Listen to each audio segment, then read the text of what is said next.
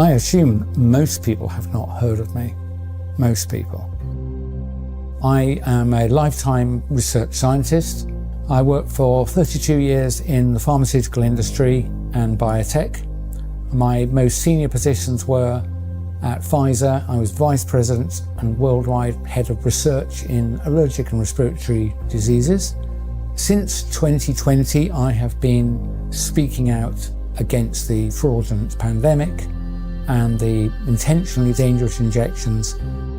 And my experience has been to have been censored and smeared, largely. So if you've not heard of me before, that's the reason, that censorship and smearing is the experience of people who try and tell you true things that the authorities don't want you to hear.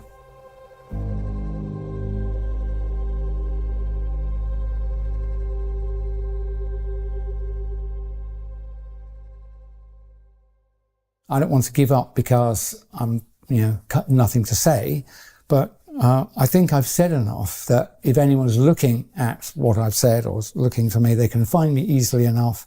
And if they're not, putting out another 10 videos or 100 videos is not going to reach them. So I think there'll be things for me to do. I think this could easily be a year of major change, but I can't see the point in doing that much more, frankly. I've done over 300 video and audio interviews, and I'm more concerned than I was in 2020, 21. I'm more certain, unfortunately, I wish I wasn't, I'm more certain of the tentative concerns I had then. I've got a much better understanding of the history behind what I call the nonsense, the 2020 lies of the not pandemic. And to inject people with the not vaccines. Yep. I got a much better understanding of all of the work that's preceded it.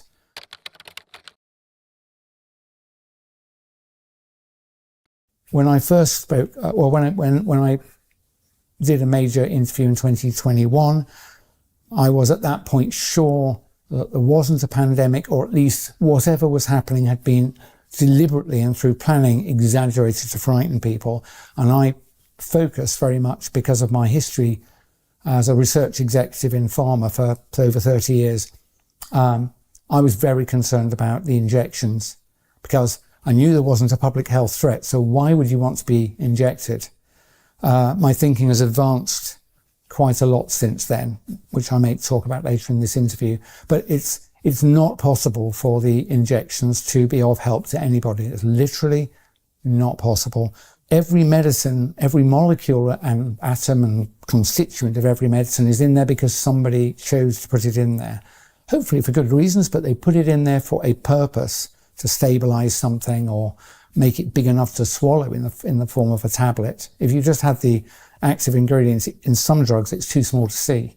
So you need to formulate it with what are called excipients.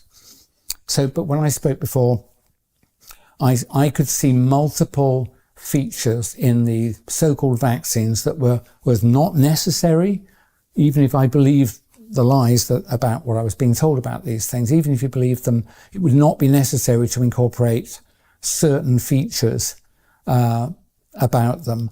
And so my bottom line is, I think, and I'm well qualified to make this claim, probably better qualified than any other single person speaking out. They have been designed intentionally to injure, kill, and reduce fertility.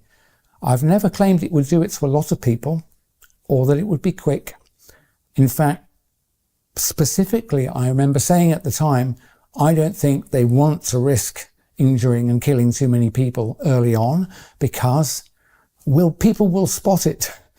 What I expected once I started looking around and noticing other things, like there was a talk of electronic money, getting rid of cash. And there was talk of digital ID. I remember Tony Blair trying to do that in the 90s. And frankly, I joined the dots and I could see a world in which you were required to have digital ID, that cash was removed, so you had to spend only using digital money. And I thought, you know what? If I was the evil person, I would say that your digital ID will not be valid unless you're up to date with your injections. And I came across a document from the EU. It's called EU Vabeco, V-A-B-E-C-O. And it's a scheme that started in 2018. Bottom line is that the EU Commission anticipates a future in which every EU citizen has a digital ID whose validity is governed by whether or not they've been injected with the latest mRNA-based, quote, vaccine. So they anticipate regular injection for the rest of your life. That's, you know, if you, and the idea is it'll improve health and safety as you travel around, which is a lie. It's a lie.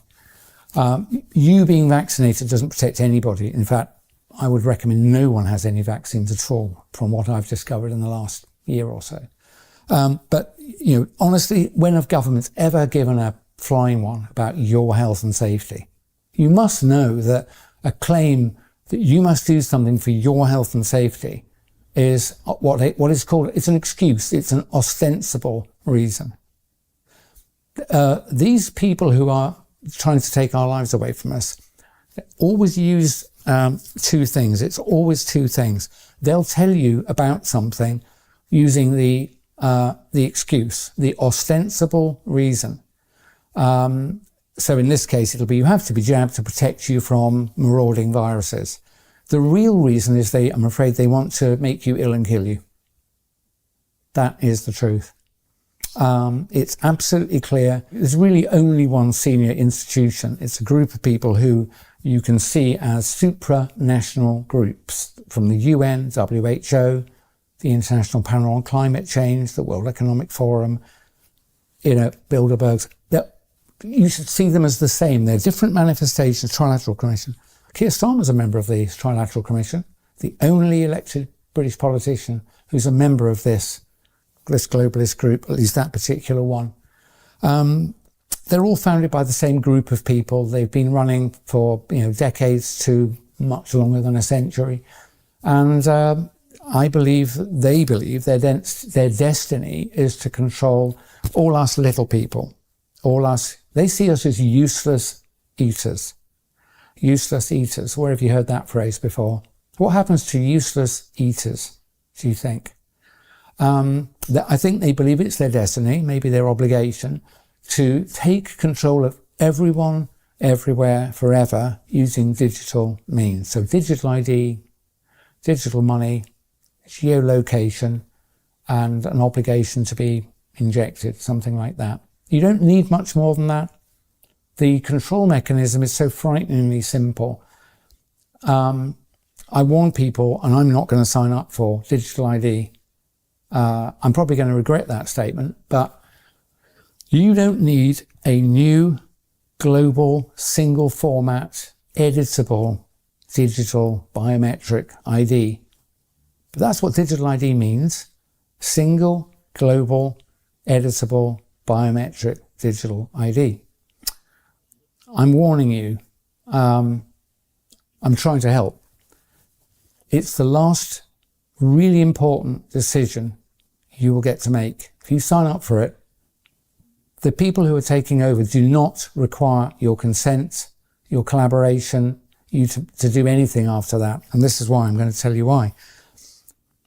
Even I, as someone who's not involved in finance, I'm clever enough to see that the debts of all major countries has been deliberately piled on and escalated to the point where it's obvious to all of us that the debts can never be repaid. We're struggling even to service the interest on the loans. So at some point, I predict with great confidence that an event like 2008, the global financial crisis, only 1,000 times worse, will occur. And that will mean every country is bankrupt at the same time. All businesses would be bankrupt at the same time. And to find out what will happen to you, if like me, you're sort of comfortable and middle class, early retired and got a bit of saving, you should be really frightened what I'm going to tell you. David Rogers Webb. David Rogers Webb.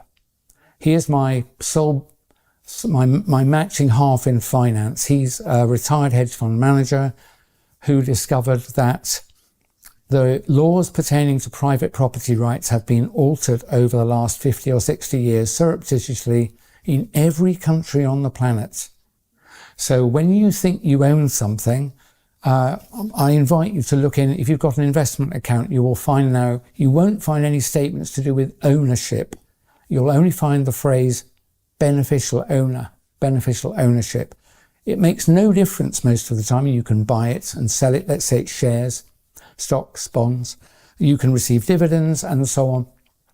But the small print says, in the event of a large enough default, all the financial intermediaries who owe money to the people they borrowed it from, and then they owe money to the people they borrowed it from. In the event of a large enough default, the senior secured creditors, the people at the top, may seize the assets ever pledged as collateral by the layers below them. That includes your house, your pension, any stocks and shares you have in an account with an intermediary like Hargreaves Lansdown, AJ Bell and the like, JP Morgan. Basically, legal theft of all of your assets will occur, I think, within hours of a large enough financial crisis that I've just discussed. So even if you didn't think anyone was plotting against you, I think you would agree with me that, in fact, I factored in it when I was doing retirement planning. I assumed there would be at least one other 2008 during my life, and I set out my affairs so that I would probably be able to survive that. But we can't survive this. So yes, I think there will come a time between now and 2030 where legally all your assets will be stolen. I remember there's a lady called Catherine Austin Fitz, who's a finance lady. She says, I believe that possession, where we're talking about objects, not humans, but where it comes to objects, you really only own it if you can sit on it and defend it at the point of a gun. And I know she says it to get a laugh, but there is something to that. If you've left any assets with a third party, maybe you own some gold and it's in the bank. Maybe you do have, a large pension with a financial intermediary. Upon a large enough financial crisis that is being engineered, because, as I'll explain in a moment, look how useful this is. At the moment of that big enough financial crisis, all of the institutions will be bankrupt and all of the assets will be moved legally, stolen legally, and they will belong to the senior secured creditors, because those assets have at some point been used in a financial transaction. There's no point in you protesting that they haven't told you they borrowed it and it's not really theirs. This has been tested in a major court in New York, where one financial institution was both the custodian and acting on behalf of senior creditors. So it stole the assets of another of its clients. And it went to court, and I'm afraid it was found that they were legally able to do that. So David Rogers Webb, a free book called The Great Taking, is my gift to you. You should go and read that. So that's part of the takeover. It is a takeover. It's a global coup. And I've explained that if you sign up for digital ID, it'll be the last really important decision you make, because your digital ID will be the only thing that your governments, institutions, and anybody authorized by those holding power will recognize you through. So you won't exist anymore. You'll be replaced by a QR code. You are not a number. You're an address to some resources. And that makes it particularly dangerous, because those resources can be edited. And one of those fields, for sure, will be your vaccination status. And I'm absolutely sure, because I've seen it written down in multiple documents, that your digital ID will only remain valid if you comply with the conditions of validity. So one of them will be, have you had your latest recommended or mandated jabs? And because of the fact that I'm qualified in toxicology and worked for decades with others in what's called rational drug design, when I look at these jabs, the constituents, I am certain, formally certain, that they were designed to hurt you. And so, the digital ID will lose validity unless you roll your sleeve up. You must see that's designed to injure and, I believe, ultimately kill you. But you won't be able to escape that, because all your money will also be associated with your digital ID. So let's say you've gone to a supermarket, you want to buy a drink and a sandwich.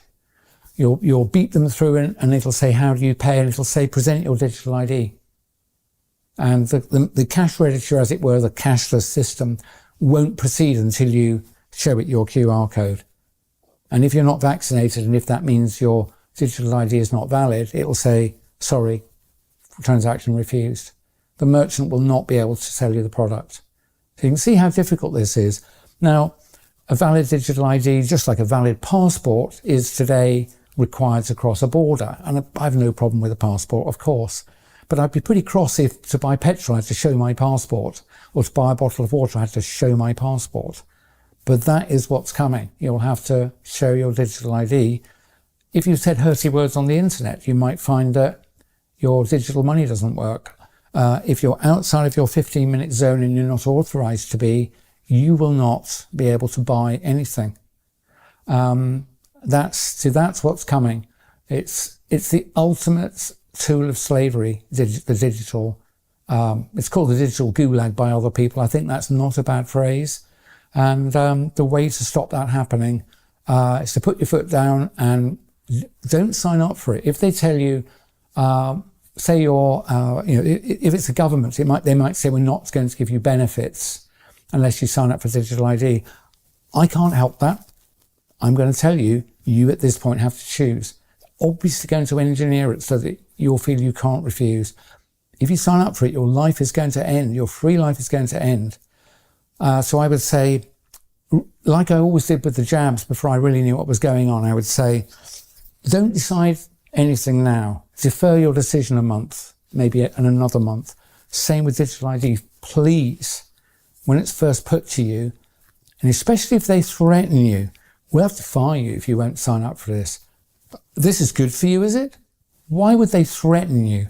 Why would they punish you for not doing something that's supposedly good for you? And the answer is, I mentioned earlier, always two reasons: the ostensible reason, the excuse, or the real reason. And the threats come because the real reason is what I've been telling you. It's for bad. So if they tell you they won't pay your benefits if you don't sign up for digital ID, I'm going to ask you to swallow hard and not sign up. You might have to sign up in a month or 3 months. Don't sign up. The more people who don't sign up, the more likely we are to be able to defeat this, because other people will be taking their lead from you.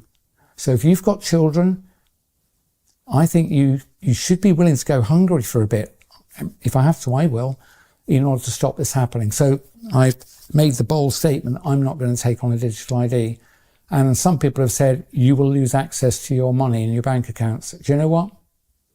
So be it. If I sign up for it, what's going to happen is what I've outlined to you. Money's not going to matter. One, they'll steal it.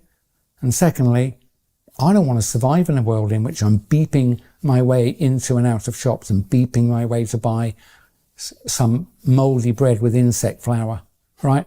I'm not going to live in that world. So I'm just going to stop. And the worse the punishment threatened brought upon me, the worse the retribution, the more sure you should be that this is a bad thing. So even if they say we're going to fire you, say respectfully, I don't trust this system. I'm going to defer my decision. I'm not going to sign up this month. Let them fire you. I think they'll have to give up. Remember NHS 100K when they said, we're going to jab you all or you'll lose your job. And 100,000 of them campaigned on the street, and the government actually gave in the next week.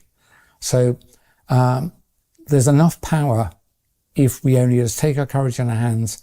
And you only need courage when you're threatened. You need some courage now. You need some courage now. I'm not frightened. I don't look frightened because I'm not frightened. Everyone's life comes to an end eventually. I don't want it earlier than necessary. But if I do what I think these evil tyrants want me to do, the end of my free life has been reached. Honestly, I think we can defeat this if enough of us are reasonably brave. You don't need to fight anybody. It would be pointless. They'd love you to get young, strong men. If you get fighting on the street, I bet the government would love that. Never been my style. But the way to fight it is literally not to comply. So don't sign up for digital ID. I would say if they tell you there's another scary event and you need to go home and stay in, go out for a long walk. Go and find several friends and go for a long walk. If you believe at this point what you're being told on the mainstream media, I've lost all sympathy for you. So you don't have to do the research I've done, and you don't have to be a conspiraloon at this point to work out that something very bad is happening. So don't let them inject you with anything, is my recommendation. And don't allow yourself to be locked down or forced to wear masks or frightened by anything. It's all lies, all of it. And you've got to take your courage in your hand now and think, do I trust the BBC or this guy, Dr. Mike Eden, who warned you about the toxicity of the expected toxicity of the injections I warned about in writing before they were authorised in December 2020. And every day I've wished I was wrong, but I'm not wrong. And having been right about that for 4 years, then I think at least do me the honour of exploring some of these things. So I've talked about David Rogers Webb. Another person I recommend, Ben Rubin. Again, I recognise a brother. He was in corporate consulting in one of these, I think KPMG or PricewaterhouseCoopers. And he has discovered that 20 years of his career was to do with like globalizing corporate systems, information systems and so on. And I think when he realized that he'd been part of, preparing an unpleasant scenario, a bit like me with pharma. Luckily, I'd retired before I realised what was going on. But just to be clear, I would not take a commission in pharmaceuticals or biotech anymore. I wouldn't work in that sector anymore. I don't trust it, and I don't think it's a good thing. So Ben, look at what Ben Rubin is saying. Ben is a guy who spends a lot of time looking at like whole of governments, looking at whole of corporations, looking at integrated systems. And so he will do a much better job of explaining, as it were, politically how we got here. But I think I'm pretty good at telling you, don't take the vaccine, and don't be frightened by the lies they're going to give us. That's what I would say. And for goodness sake, don't sign up for digital ID. If you feel compelled to, I'm really asking you, defer the decision to do it and watch the punishment, and know that if it's genuinely good for you, why the dickens would they punish you? Why would the threat escalate until they might even say, if you won't take it, we're going to imprison you? They won't start there. They will literally start there with a financial disincentive. So defer the decision, even if you think you're going to have to sign up, please, because I think we can defeat them with that one move. And the other one is, don't believe the lies anymore. There's nothing much to be frightened of other than other humans, really. Other plotting humans are the thing you should really worry about. And there are plenty of them, and I'll name one of them, our former Prime Minister, Tony Blair. He's not a good person. He's really not a good person. So we came into government, you'll remember, not left, not right, but the third way. Do you remember the third way? What it involved was public-private partnerships, which meant we'll borrow money from private financiers and we'll spend it on public services. So that means your country will improve without you having to pay any taxes. And when I heard that, I thought the chickens will come home to roost. And so we got lots of new hospitals. We didn't have to pay for them at the time. We were just servicing the loan, something like that. Chickens have come home to roost. The country now has enormous structural debts. And I think debt repayment it's either the second or the third largest item on the budget already. It's more than we spend on education. Next year, it'll be even more. And, it will become the largest budget item if the country survives long enough. So Blair, we voted him in. Blair has, all the other countries in the West have been guided to do this. So they've all borrowed so much money that they are effectively bankrupt. There's probably no hiding from that, but let's not make it easy for them. So yeah, they bankrupted the country and they've hidden that, but it's very clear to people like David Rogers Webb. And I anticipate we'll have other scares, like, honestly, if they tell you about bird flu, it's like a chicken with a cold. You know, have you ever seen a chicken with a cold? Have you ever seen them coughing, sneezing? Birds don't get flu. Birds do not get influenza. They don't. They do not get influenza. Spend 5 minutes looking at the bird, the respiratory tract. Look at the lungs of a bird. And you realise it's so different from a mammal's lungs. It's like you would realise why they can't get colds or flu. So they're lying to you about these illnesses. Birds can get sick, but they haven't got flu, and it's not contagious. So, and the PCR test is a measure of nothing. It's fraud. And when they tell you, oh, we found bird flu in a flock in Aldermaston or something, they will have used PCR, which is fraudulent, to get that result.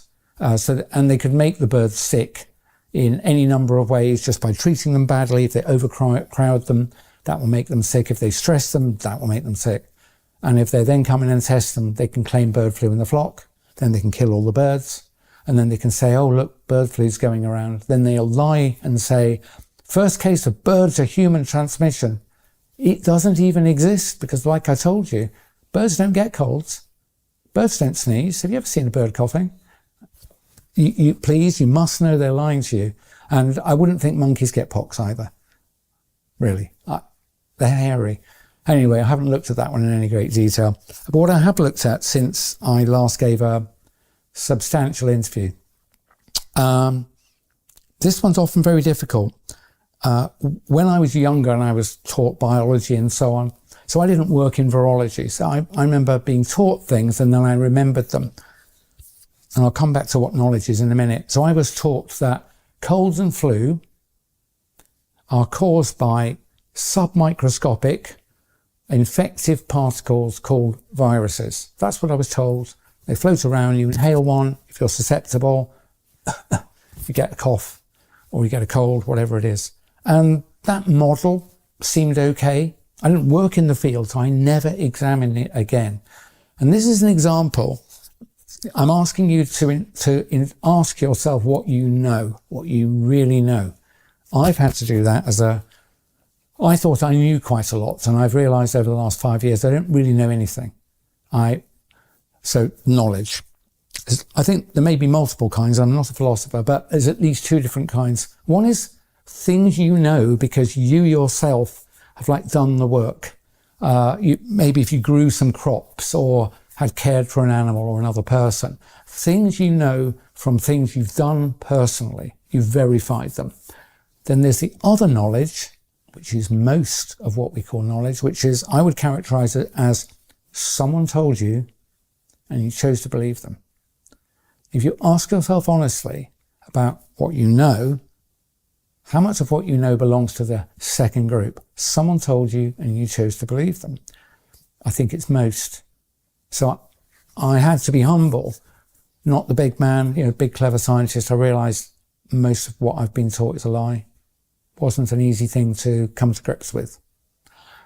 Partly why I wouldn't work again in the sector. I couldn't even do an honest job because I don't trust the literature. But here's the thing. So I was told this is how flu and colds work, that flu and colds were due to submicroscopic infective particles called viruses, and that you caught them from another person, you could give them to a person. That's what I was told. That's the model. That's the scary thing they tell you.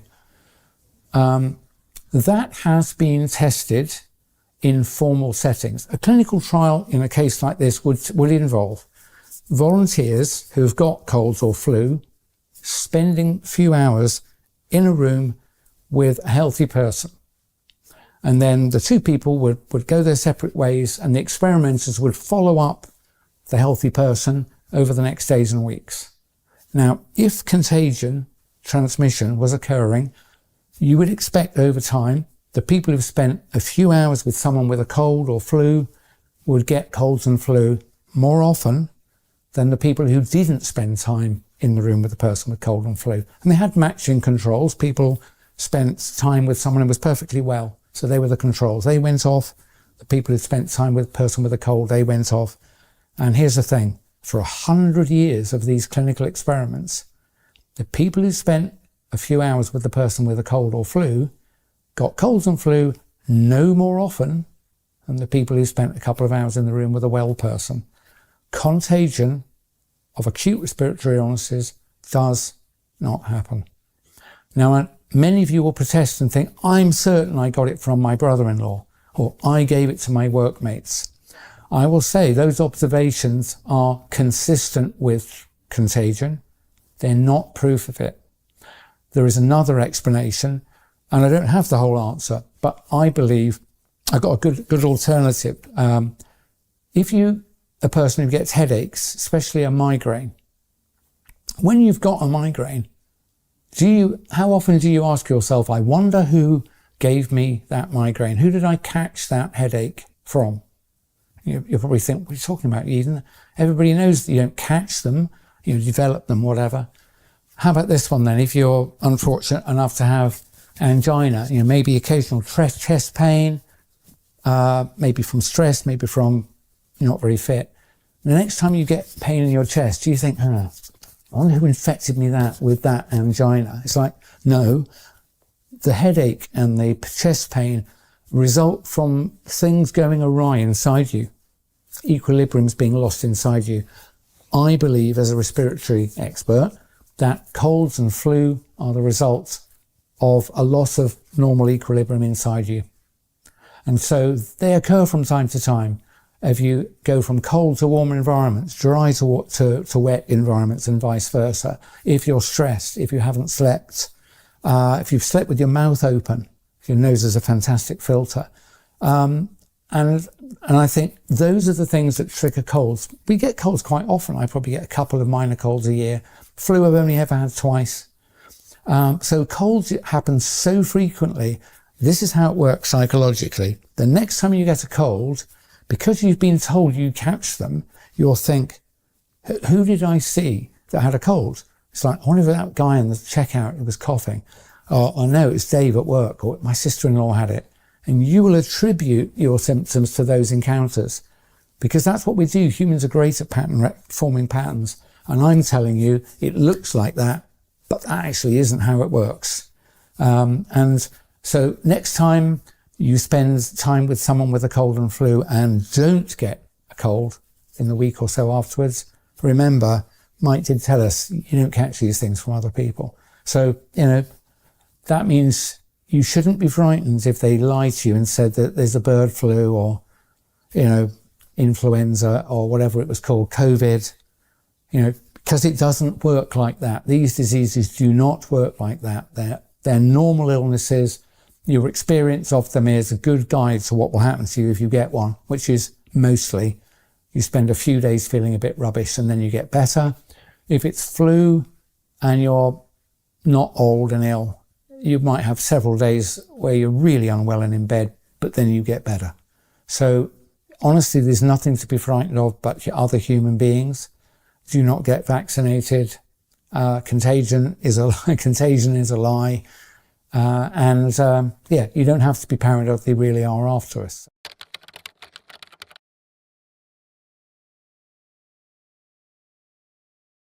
I would like to come back to something very, very important that I've discovered. It was absolutely horrifying. And when I tell you, and it's right in my field of expertise, I was the vice president for years of new therapeutics for allergic and respiratory diseases, ANR. I will credit the terrific work of two Americans, Sasha Latypova, Latypova, Sasha Latypova, like me, a retired pharma executive. She worked in development, I was in research. And a legal scholar called Catherine, with a K, Watt. Catherine Watt, W-A-T-T. They write on Substack. They have uncovered the fact that vaccines have never been intended to reduce diseases or to help you. They have always been what I have determined the COVID shots to be, which is materials that harm you and do you no good. And of course, that's so horrifying that you think, oh my word, all of them? Yep, all of them. I'm not saying they're all as dangerous as COVID jabs, but none of them were good.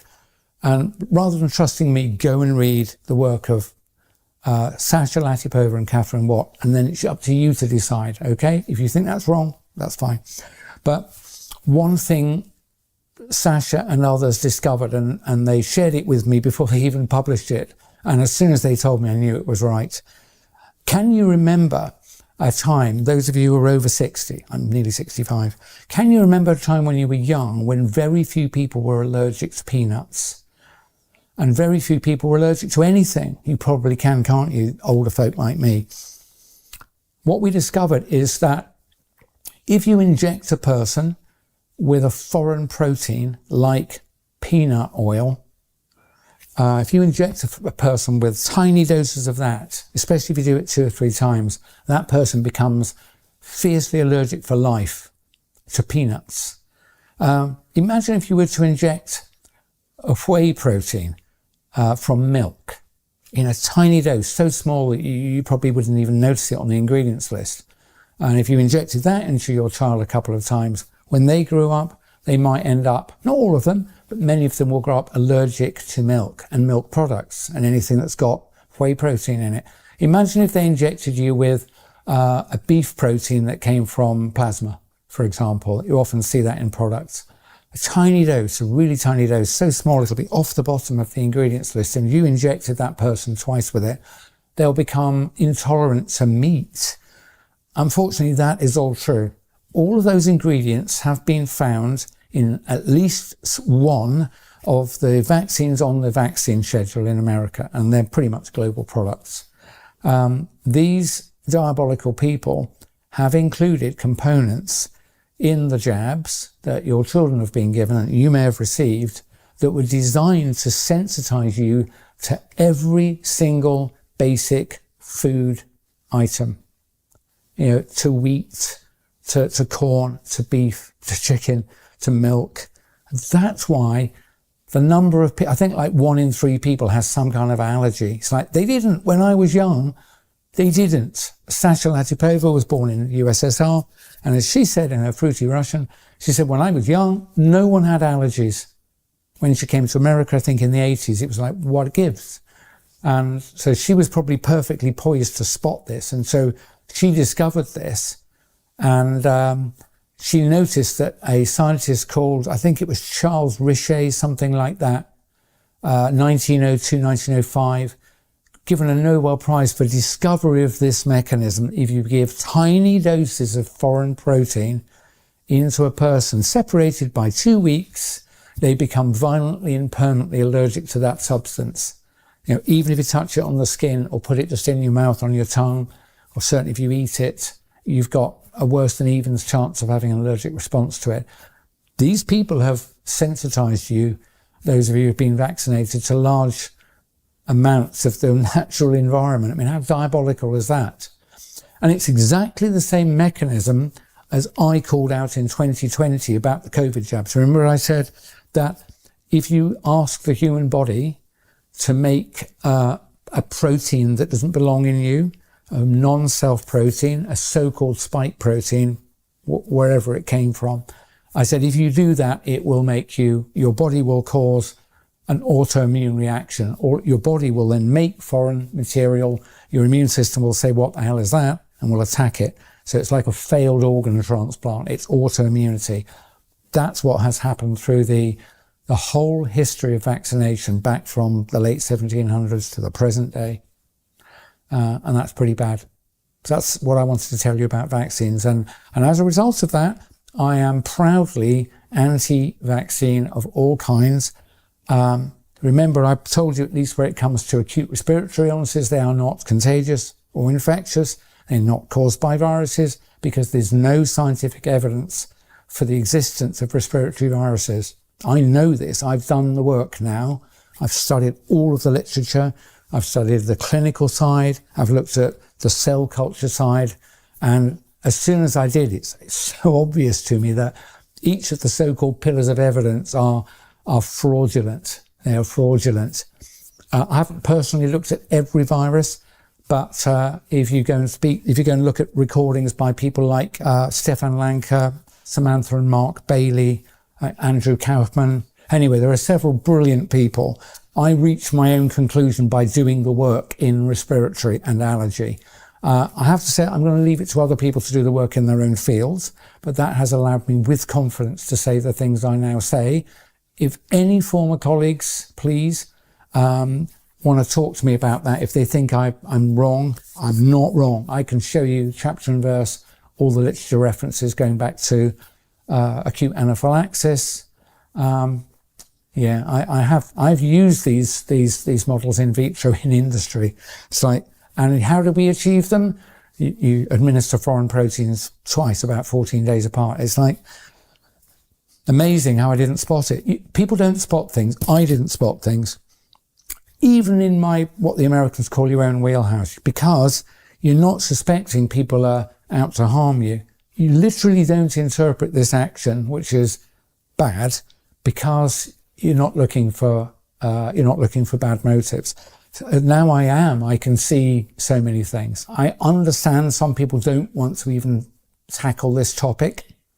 And I've been warned by people that if I say acute respiratory illnesses, colds and flu are not caused by, infectious particles, they're not contagious. If I say that people will not believe me. Well, I'm not going to lie. There's no point in me sitting here and telling you anything if I don't tell you the truth. I'm sure it's true. Some people will reject everything I've said because of what I've just said, but I can't help that. But I am qualified to have done the work. And you may note, I restrict my remarks to acute respiratory illnesses, because that's where I've done all of the work. I've read all the papers. I can show any other scientists, I can send them a list of the papers if they want. So if someone thinks, no, he's wrong, if you're a qualified scientist and you think I'm wrong, contact me and we'll have a phone call and I will send you the papers. And I think you will have to conclude, as I do, that contagion isn't a thing. Obviously those illnesses are real. I've had 2 bouts of flu, and dozens of colds. But basically all I'm telling you is that the attribution, the mechanism of them happening is not what we were told. It's something else. I've spent a lot of time working with others in designing therapeutic aerosols, things that you can inhale and will land in the airway. So I know a little bit about the internal architecture of the lungs. You may have heard statistics like the inside surface of your lungs, if spread out flat, is about the size of a tennis court. I mean, whether that's exactly right, I don't know, but it's big. It's a big surface area. And every part of that internal surface is covered with a thin layer of liquid, which has got little mucus in it. Imagine your body all day and all night for whole life has to regulate the thickness, the depth of that little layer of water. If it's too thick, or if it's too thin, or if it dries out, your lungs won't work properly. But I think occasionally they do veer off course. Patches of your lung lose control of what's called airway surface liquid, the wetness on the lining of bits of your lung. I think that's what a cold is. Seriously. I'll also offer one last piece of evidence, just to show I've done the work in my own area. You may know some people with cystic fibrosis, CF. It's a very unpleasant disease. It varies, though, in severity from, I didn't know you had CF, to poor babies that don't make a year old. What's the key problem in CF?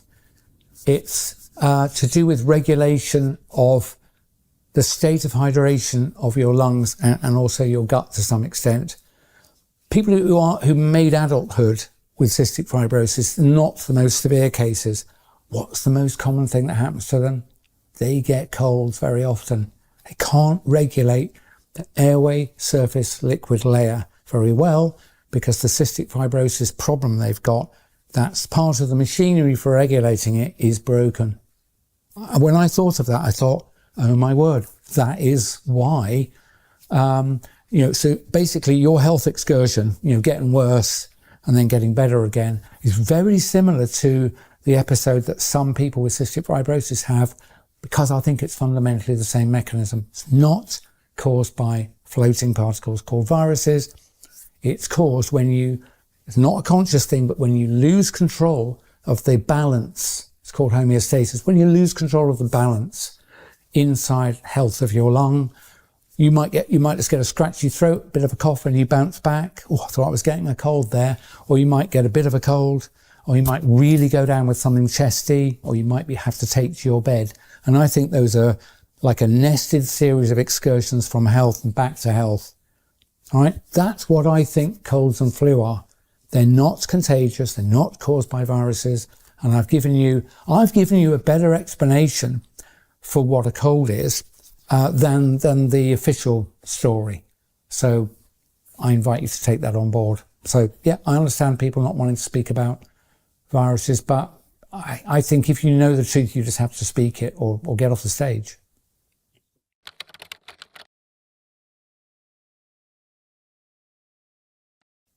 In many interviews, I've been keen to tell people that there wasn't a pandemic, there wasn't a public health emergency, there was nothing unusual happening.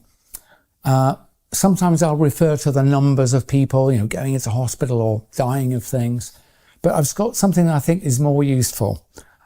In order for an emergency to be declared, like a fire or like a shark approaching a public beach, holiday beach, would you agree with me, ladies and gentlemen, that before you would call out the fire engines, you'd probably be smelling smoke somewhere, someone would be, or a smoke alarm will go off. Before you would call shark alerts and get everybody off the beach, you would think someone would have seen a fin, yeah? Or someone in a helicopter said, hey, I can see some sharks approaching the beach. What I'm telling you is before an emergency is called, there is already an event at some level that someone is able to see, to detect, and warn you about, and you think, oh, that was really good that they warned us. In the case of the pandemic, that nice man at the WHO, Tedros, clever he may be, but he's not a fortune teller. He doesn't have foresight. He hasn't got long-range binoculars. He's not got a time machine. In order to declare a pandemic, which I think he did in 2020, March, whatever it was, he has to have some evidence of that. There's a little problemette, ladies and gentlemen. Not just me, but Dennis Rancourt in Canada and many other researchers have looked for signs of illness, respiratory illness, which surely would be growing somewhere in a small way in order that the WHO from their esteemed exalted position could aggregate all that data and go, oh my word, it looks like there's something like a pandemic beginning. There is nowhere in the world that you can find increased frequency of respiratory illness and respiratory deaths anywhere until after the WHO called a pandemic. Ladies and gentlemen, they called a pandemic with no evidence of a pandemic because they were lying to you. They were lying to you.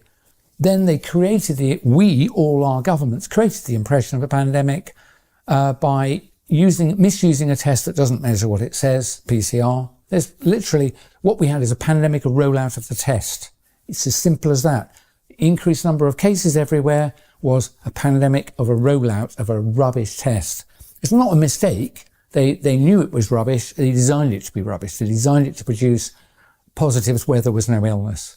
And then when people died, they said, oh, they had COVID. They literally did that. And then, I'm afraid, medical procedures in care homes and hospitals led to people being killed. But this is old news. You've heard all this before. I just wanted to tell you, you can't have an emergency without some sign of that emergency emerging somewhere. You need that information in order, as a leader, to say, I'm afraid, folks, I've got bad news. There's an emergency coming, batten down the hatches.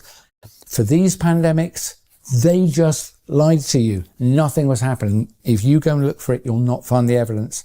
They called the pandemic, and then the data started arriving, which was fraudulent. So it's as simple as that.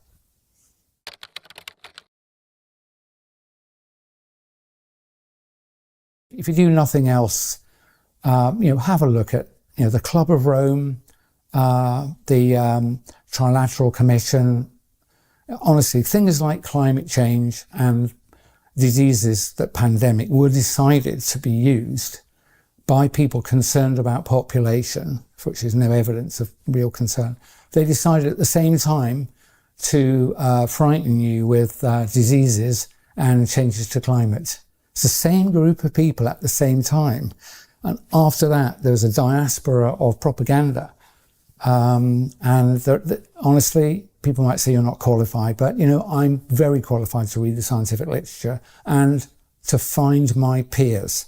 So I've found at least 3 or 4 people who've spent longer in atmospheric science and climate than I've spent in pharma R&D. And there is no question that there is no significant change to the climate of the world since pre-industrial times. Some people think it's a degree warmer or so. We're not sure. We weren't measuring it very much. Honestly, where do you think they got the temperature data from when there were virtually no thermometers? And they weren't calibrated to each other, and no one checked what the records really said. So this idea that they know it's 1.5 degrees, it's a lie. The temperature of the world has changed much more than that repeatedly in geological history, much more than that.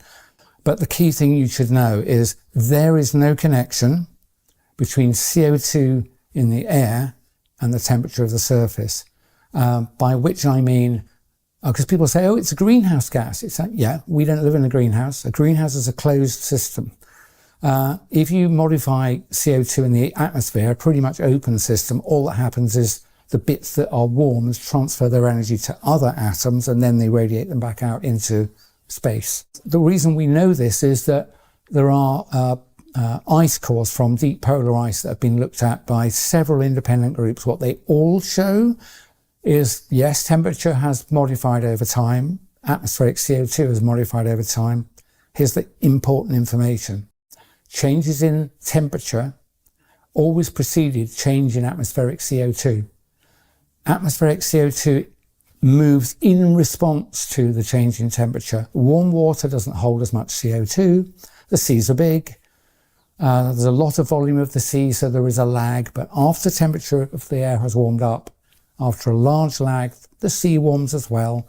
It releases some of its CO2. Everybody knows a fizzy drink loses its bubbles, which is CO2 dissolved. It loses its fizz when it warms up. So you know what I've just told you is true. Warm water holds less CO2 than cold water. When the Earth warms due to changes in solar output, modification of our non-circular orbit, alteration of the angle of the Earth to the solar ecliptic, any of those things and maybe others, whatever it was that makes the Earth warm or cool, the CO2 movement takes place afterwards and in the same direction. So all of this fear-mongering about burning fossil fuels, adding CO2, and that will change the Earth's climate, it is a lie. And they're lying to you to frighten you and to get you to accept, for example, restriction on internal combustion cars. Given what I've just told you is true, why would you not have 100-year-old technology that's being refined and is the exhaust coming out of very good cars today is cleaner than the air coming in for the intake in any city that's a bit grubby. It's that good. Catalytic converters, nitric oxide converters as well in things, especially in diesels, computer controlled fuel injection, stop start. They're literally the air coming out. You can't smell petrol when you walk around London. When I was a kid in a big city, my eyes would stream from the raw petrol pouring out from the cars. So there's no justification for restricting the use of cars, petrol cars. You know the restrictions with electric vehicles, but my conclusion from watching other people who understand engineering, the push for EVs is nothing at all to do with getting you into an EV. It's to get you out of your internal combustion engine car. And the the zero emission vehicle mandate that our government has specialised in, which requires automotive manufacturers to sell a higher and higher proportion of their total sales as EVs each year, the effects of this will be to destroy, to bankrupt and reduce the mass manufacturing conglomerates, people like Volkswagen, Audi Group, Ford, and so on. They will be bankrupted. Now, they may be collaborating with World Economic Forum or not. It doesn't really make any difference. The quick example of Volkswagen, Audi, they're not allowed to sell the number of cars we would like to buy, petrol and diesel, because the company and the main dealers know that they'll be fined £15,000 a car if they don't sell 28% as EVs. So they're going to restrict, and they are already restricting, petrol and diesel sales, and it's only 2025. They also can't sell very many EVs because the European cars are a lot more expensive than the cheap Chinese imports. I'm not having a go at China. I think this has been arranged by global financiers. On the one hand, it's like a 1-2 punch. You can't sell petrol and diesel because we're not going to let you. And oh dear, your cars are uncompetitive with the cheaper Chinese cars. There are 180 Chinese EV makers.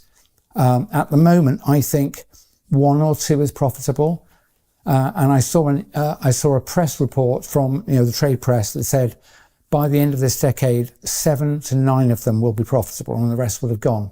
What that tells you is someone is willing to spend hundreds of billions of dollars to manufacture cars, I would suspect, at a loss in order that they can be delivered to Europe at a loss in order to destroy the mass manufacturing capability of Europe.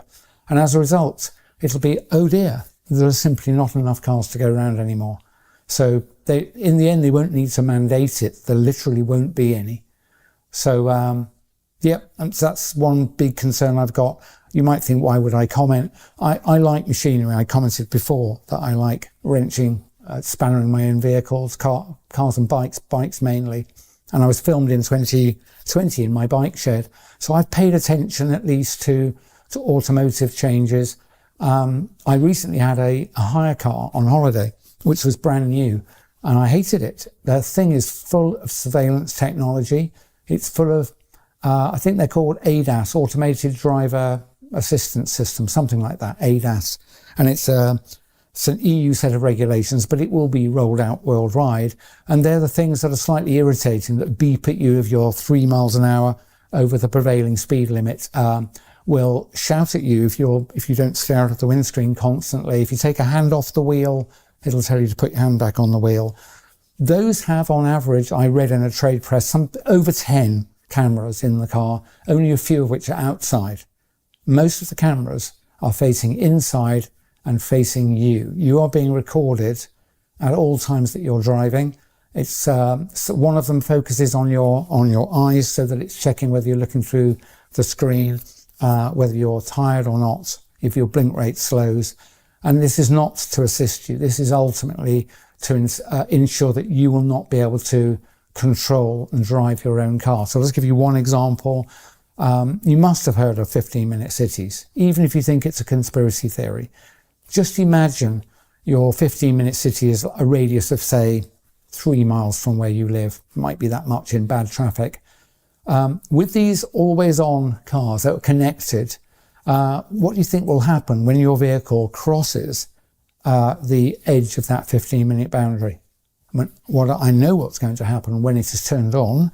The vehicle will probably slow down. It probably won't stop immediately, but it will be disabled. It'll go into limp mode and you'll only get into first and second gear.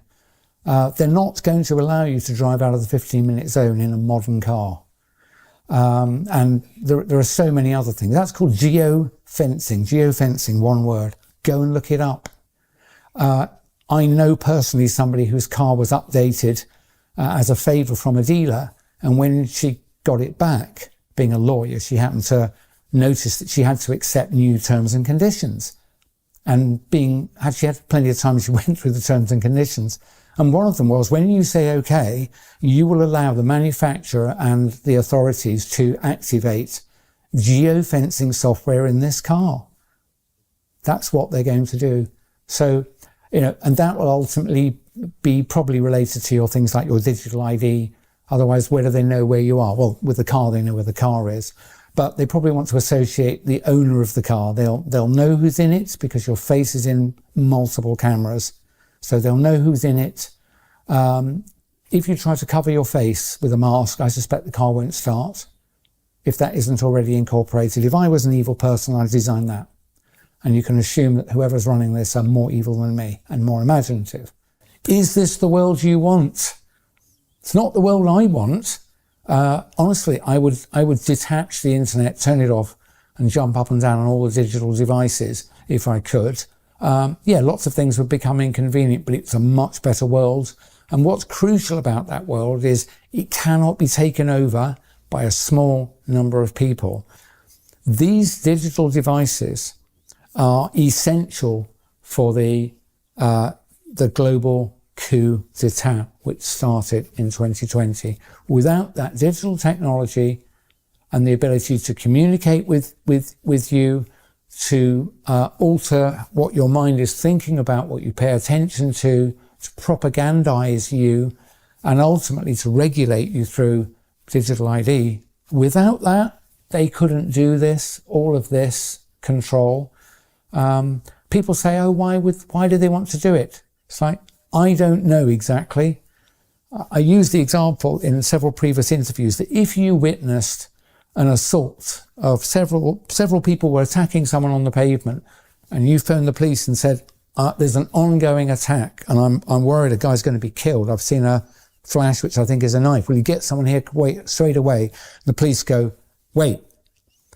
And before we come out, we need to know what the motive is for the attack. It's like, see, asking why they're doing it is an understandable question, but it's not material to whether it's actually occurring.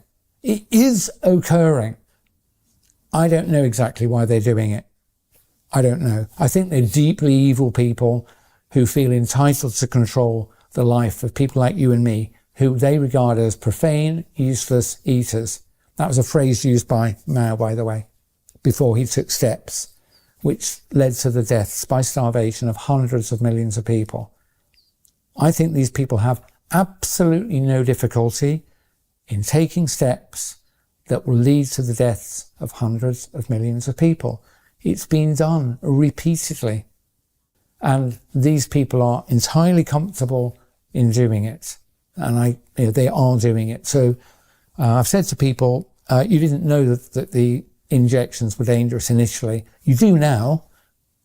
Anybody who rolls up their sleeve now and has an injection, I have no sympathy for you whatsoever.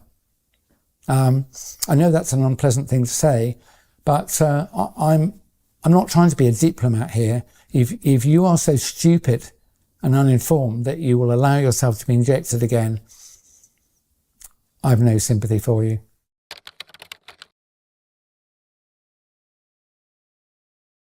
I think it's very important to recognise that there aren't any heroes out there that are going to descend from on high and save us, and I'm certainly not one.